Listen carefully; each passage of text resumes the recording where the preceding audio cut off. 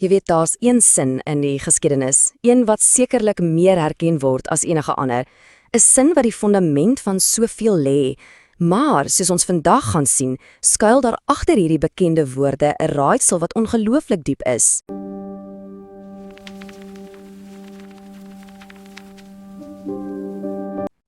Ja, daardie woorde.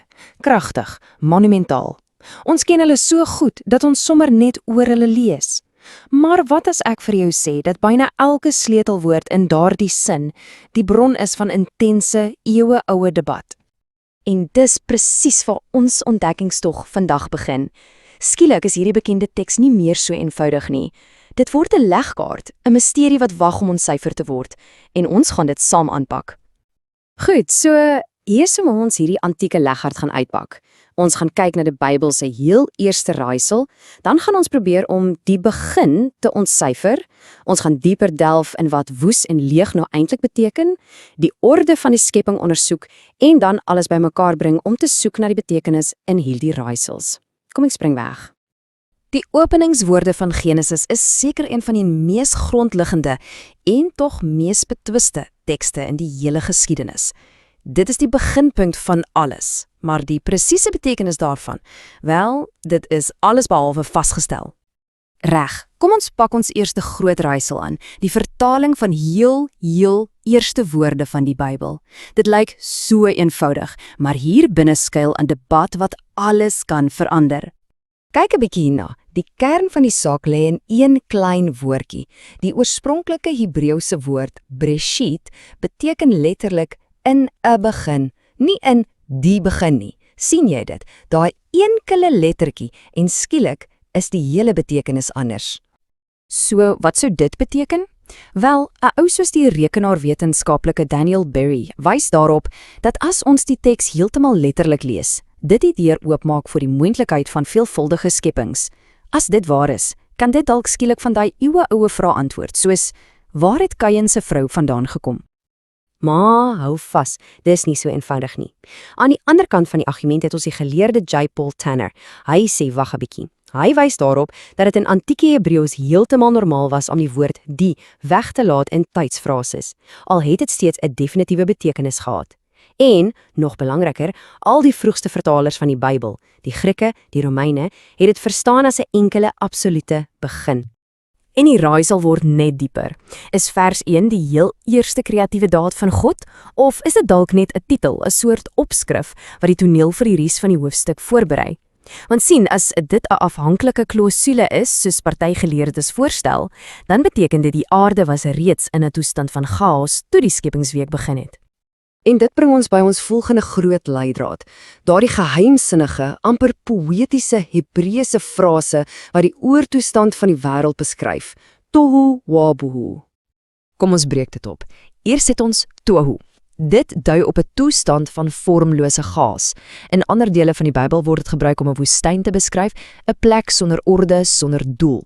Dis basies die teenoorgestelde van 'n wêreld waarin enigiets kan lewe. En dan is daar bohu. Die interessante ding van hierdie woord is dat dit nooit op sy eie verskyn nie. Dis altyd saam met tohu. Dit het nie regtig sy eie betekenis nie en is waarskynlik net geskep as 'n poëtiese ruimwoord om daai idee van totale, absolute leegheid en verwoesting te beklemtoon. Saam skets hulle 'n prentjie van 'n ongeordende, ongevormde werklikheid. Nou, hier is waar dit regtig interessant raak. Kyk hoe hier die frase elders gebruik word. In die boek Jeremia beskryf dit 'n visioen van God se oordeel, waar die skepping as dit ware terugkeer na sy chaotiese oorsprong. Dis soos 'n onskepping, 'n terugkeer na daardie primordiale toestand van tohu wabohu. So, die deurslaggewende vraag is dit: was die vroeë aarde bloot rou materiaal wat gewag het op God se hand, amper soos ongevormde klei? Of was dit iets donkerder, 'n toestand van chaos wat dalk die gevolg was van 'n vroeëre oordeel? Die teks laat albei moontlikhede oop. En hierdie illustreer 'n ongelooflike kragtige teologiese insig van Dr. Ithambar. Chaos is nie 'n gelyke opponerende mag teen God nie. Dit is iets waaroor God volkome soewereine beheer het. Die skepingsverhaal gaan dus nie net oor God wat orde uit chaos skep nie, maar oor God wat sy heerskappy oor daardie chaos demonstreer. Goed, En nou verseker een van die bekendste raaisels van almal. As die son eers op dag 4 gemaak is, waar op aarde het die lig van dag 1 vandaan gekom? Wel, wat regtig interessant hier is dat die teks 'n duidelike literêre struktuur het. Dis nie lukraak nie, dis hoogs georganiseer. Die eerste 3 dae skep God die ruimtes, lig, die hemel en die land.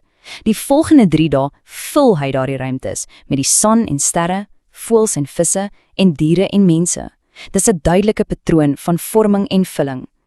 So hierdie literêre patroon help ons baie. Maar dit beantwoord steeds nie daai sentrale vraag nie, né? Hoe is dit moontlik om lig te hê sonder die een ligbron wat ons almal ken? Wel, geleerdes bied 'n paar moontlikhede. Miskien was daar 'n tydelike ligbron, of, en hierdie is die dieper teologiese punt, miskien wou die skrywer beklemtoon dat God self die uiteindelike bron van lig is. Lig kom nie van die son nie, dit kom van God. Die son is bloot 'n houer wat later geskep is. Die lig kon selfs die direkte stralende heerlikheid van God gewees het, wat oor die skepping geskyn het. En hierdie illustreer die punt briljant. Die Bybel begin met God as die bron van lig, en dit eindig presies dieselfde. In die Nuwe Jerusalem is daar geen son meer nodig nie, want God se eie heerlikheid is die lig. So die skepping begin en eindig met hom as die bron van alles. Dis ongelooflik. So, wat beteken dit alles nou eintlik? Hoekom tyd spandeer om hierdie ewe oue raaisels te probeer ontsyfer? Wat is die eintlike boodskap wat ons hieruit moet neem? Die konsensus onder die geleerdes is redelik duidelik. Die doel van Genesis 1 was nooit om 'n wetenskaplike of 'n historiese verslag te wees soos ons dit vandag verstaan nie. Dis 'n teologiese dokument. Die hoe van die skepping is minder belangrik as die wie en die hoekom. Wanneer ons deur al die debatte en al die raaisels sif, bly daar 'n paar kernwaarhede oor. Eerstens, God is in beheer. Tweedens, alles wat goed is, orde, lewe, lig, kom van hom af. En derdens, die heelal is nie 'n kosmiese ongeluk nie, maar die doelbewuste en goeie skepping van 'n liefdevolle Skepper. En dit bring ons reg terug by daardie heel eerste woord, in 'n begin. Miskien is die grootste raaisel nie die een waarmee ons begin het nie, maar 'n selfs groter een. Wat as die verhaal van Genesis 1 nie die verhaal van die enigste begin is nie, maar net die verhaal van ons begin? Dit los ons met 'n vraag wat selfs groter as die heelal self is.